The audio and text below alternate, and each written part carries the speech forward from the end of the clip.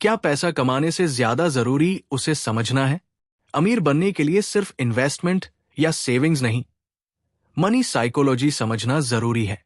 लोग करोड़ों कमाकर भी कंगाल हो जाते हैं और कुछ लोग मामूली सैलरी में भी अमीर बन जाते हैं। ऐसा क्यों? क्योंकि पैसा सिर्फ नंबर नहीं, इमोशंस और बिहेवियर का गेम है। अगर आप पैसे को कंट्रोल नहीं करोगे तो पैसा आपको कंट्रोल करेगा। द साइकोलॉजी ऑफ मनी में ऐसे पैसे के अनकहे रूल्स हैं जो आपकी फाइनेंशियल लाइफ बदल सकते हैं। वीडियो पूरा देखें और जानें पैसा संभालने की असली साइकोलॉजी। अध्याय 1। कोई आपको अमीर होने का तरीका नहीं सिखा सकता। हर व्यक्ति पैसे को अपनी जिंदगी के अनुभवों के आधार पर समझता है। दो लोग एक ही फाइनेंशियल स्थिति में होने के बावजूद अलग अलग फैसले लेते हैं क्योंकि उनकी परवरिश, माहौल और अनुभव अलग होते हैं। इसलिए अमीर बनने का कोई एक तयशुदा तरीका नहीं होता जो सभी पर लागू हो। हमें अपनी परिस्थितियों के हिसाब से पैसा संभालने की रणनीति बनानी चाहिए। अध्याय 2। भाग्य और जोखिम का खेल। सफलता और असफलता सिर्फ मेहनत पर निर्भर नहीं होती, बल्कि इसमें भाग्य और जोखिम की भी अहम भूमिका होती है। हम अक्सर किसी की सफलता देखकर उसे उसकी मेहनत का नतीजा मानते हैं, लेकिन कई बार सही समय पर सही मौके मिलने से भी लोग सफल होते हैं। इसी तरह असफलता का कारण सिर्फ गलत फैसले नहीं, बल्कि कुछ ऐसे हालात भी हो सकते हैं जो हमारे नियंत्रण से बाहर होते हैं। इसलिए किसी की सफलता या असफलता को जज करने से पहले भाग्य और जोखिम के पहलू को भी समझना जरूरी है। अध्याय 3। कभी भी पर्याप्त नहीं लगता।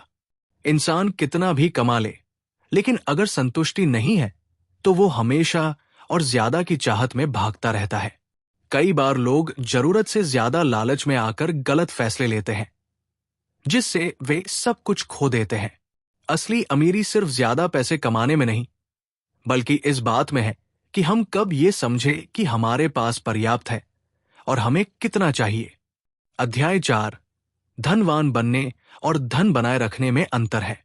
धन कमाना एक बात है, लेकिन उसे लंबे समय तक बनाए रखना दूसरी। कई लोग तेजी से अमीर बन जाते हैं, लेकिन पैसे को सही तरीके से मैनेज न करने की वजह से सब कुछ खो देते हैं। धन बनाए रखने के लिए स्थिरता, संयम और जोखिम प्रबंधन जरूरी है। असली सफलता पैसे को सिर्फ बढ़ाने में नहीं, बल्कि उसे सुरक्षित रखने में है। अध्याय 5। धन का सबसे बड़ा लाभ, स्वतंत्रता। असली अमीरी इस बात में है कि आपके पास अपनी शर्तों पर जीने की आजादी हो। जब आप अपने समय और फैसलों पर खुद नियंत्रण रखते हैं, तब असल में धन का सबसे बड़ा फायदा मिलता है। बहुत से लोग पैसा कमाने की दौड़ में इतने उलझ जाते हैं कि वे इस स्वतंत्रता को भूल जाते हैं और सिर्फ भौतिक चीजों के पीछे भागते रहते हैं। अध्याय 6। धन का मूल्य कैसे समझें। धन की असली कीमत सिर्फ उसके भौतिक रूप में नहीं, बल्कि उसमें छिपी संभावनाओं में होती है। जब आप पैसे को सिर्फ खर्च करने का माध्यम नहीं, बल्कि भविष्य की सुरक्षा और अवसरों के रूप में देखते हैं, तभी आप समझदारी से वित्तीय फैसले ले पाते हैं। जो पैसा आज आपके पास है, वो भविष्य में आपको स्वतंत्रता और स्थिरता दिला सकता है, अगर उसे सही तरीके से इस्तेमाल किया जाए। अध्याय 7। धैर्य का जादू। पैसा बढ़ाने का सबसे बड़ा राज चमत्कारी रिटर्न्स, कंपाउंडिंग में छिपा है, जो समय के साथ धीरे धीरे बढ़ता है। लेकिन अधिकतर लोग तुरंत अमीर बनने की चाह में गलत फैसले ले लेते हैं। जो लोग धैर्य रखते हैं और लंबे समय तक निवेश किए रहते हैं, वही असल में बड़े फायदे कमाते हैं। अमीरी रातों रात नहीं बनती, बल्कि ये समय और अनुशासन की देन होती है। अध्याय 8। भाग्य और जोखिम को समझना। दूसरों की सफलता देखकर उनकी रणनीति को बिना सोचे समझे अपनाना गलत हो सकता है। किसी भी सफल व्यक्ति की कहानी में भाग्य और अनिश्चितता का बड़ा हाथ होता है, जिसे अक्सर नजरअंदाज कर दिया जाता है। इसी तरह असफलता हमेशा गलत निर्णय का नतीजा नहीं होती, बल्कि कभी कभी परिस्थितियां भी इसके लिए जिम्मेदार होती है। सही तरीका यह है कि हम दूसरों की कहानियों से सीखें, लेकिन उनके नक्शे कदम पर बिना सोचे समझे न चलें। अध्याय 9, धनवान दिखने और वास्तव में अमीर होने में फर्क। आजकल बहुत से लोग महंगी चीजें खरीदकर अमीर दिखना चाहते हैं, लेकिन असली अमीरी उन चीजों में नहीं होती जो दिखाई देती है। बैंक बैलेंस, निवेश और वित्तीय सुरक्षा असली धन है, न कि महंगी गाड़ियां, बड़े घर और ब्रांडेड कपड़े। यदि कोई अपनी कमाई से ज्यादा खर्च कर रहा है तो वो अमीर नहीं बल्कि कर्जदार बन रहा है। इसलिए ध्यान सिर्फ दिखावे पर नहीं बल्कि असली संपत्ति बढ़ाने पर होना चाहिए। अध्याय 10, बचत का महत्व। अमीर बनने के लिए सिर्फ ज्यादा कमाना जरूरी नहीं, बल्कि बचत करना भी उतना ही महत्वपूर्ण है। कई लोग अपनी पूरी कमाई खर्च कर देते हैं और निवेश या आपातकालीन फंड पर ध्यान नहीं देते। असली आर्थिक सफलता इस बात पर निर्भर करती है कि आप अपनी आय में से कितना बचा सकते हैं, न कि सिर्फ आप कितना कमाते हैं। बचत आपको स्वतंत्रता और सुरक्षा दोनों देती है। अध्याय 11, तर्क से ज्यादा मनोविज्ञान जरूरी। पैसे के साथ व्यवहार करने में गणित से ज्यादा मानसिकता का प्रभाव होता है। कई लोग तर्क के आधार पर निवेश करने की कोशिश करते हैं, लेकिन असल में हमारे फैसले भावनाओं, आदतों और मानसिकता से प्रभावित होते हैं।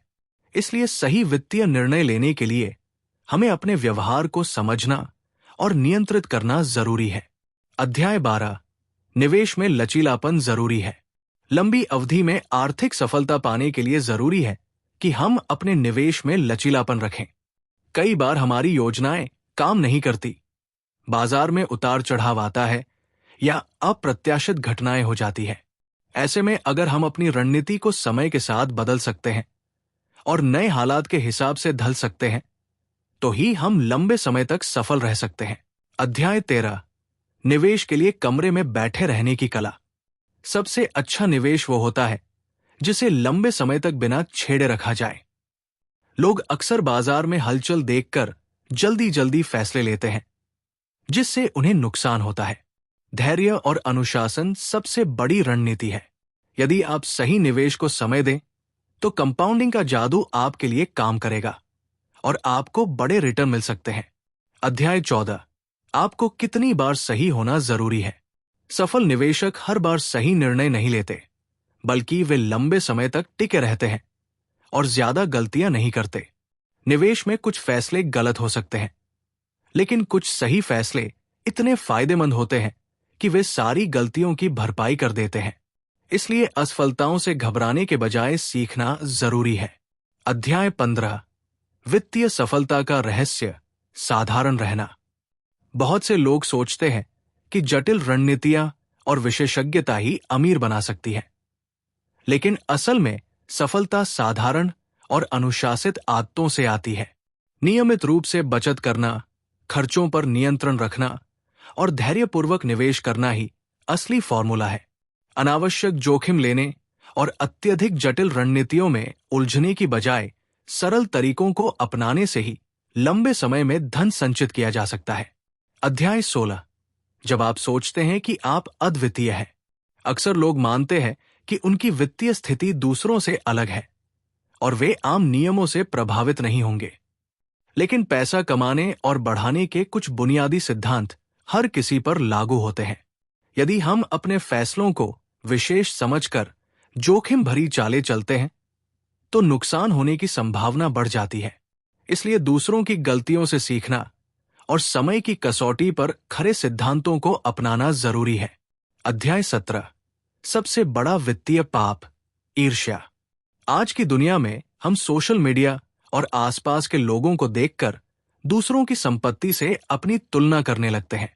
ये ईर्ष्या हमें ऐसे वित्तीय फैसले लेने पर मजबूर कर देती है जो हमारी वास्तविक जरूरतों और लक्ष्यों से मेल नहीं खाते।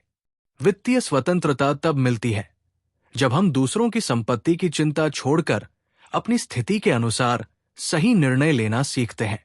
अध्याय 18, जब सब कुछ आपके खिलाफ हो। हर निवेशक और कमाने वाला व्यक्ति कभी न कभी मुश्किल समय से गुजरता है। शेयर बाजार में गिरावट आती है, बिजनेस में नुकसान हो सकता है या अप्रत्याशित खर्चे आ सकते हैं।